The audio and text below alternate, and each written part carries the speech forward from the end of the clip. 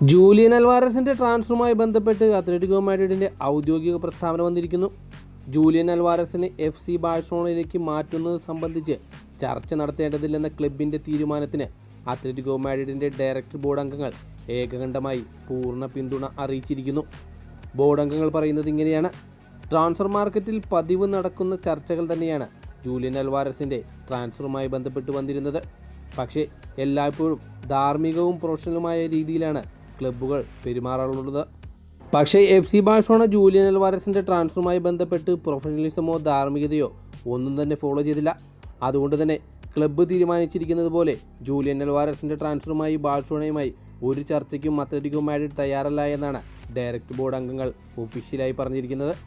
Atletico മാഡ്രിഡിന്റെ തീരുമാനങ്ങൾ അവരുടെ കളിക്കാർ മനസ്സിലാക്കണമെന്നും ക്ലബിന്റെ ലക്ഷ്യങ്ങൾ കൈവരിക്കുന്നതിന് ഏറ്റവും മികച്ച രീതിയിൽ പ്രവർത്തിക്കാൻ താരങ്ങൾ തയ്യാറാവണമെന്നും കഴിഞ്ഞ 2 സീസണുകളിൽ ജൂലിയൻ അൽവാരസ് ഞങ്ങളുടെ ജേഴ്സിക്ക് വേണ്ടി എത്ര മികച്ച പ്രകടനമാണ് കാഴ്ചവെച്ചിട്ടുള്ളതെന്ന് ഞങ്ങൾക്കറിയാം. അതുകൊണ്ട് തന്നെ ആ പ്രകടനം അദ്ദേഹം ഇനി വരാൻ പോകുന്ന സീസണിലും കാണിക്കുമെന്ന് തന്നെയാണ് ഞങ്ങളുടെ പ്രതീക്ഷ.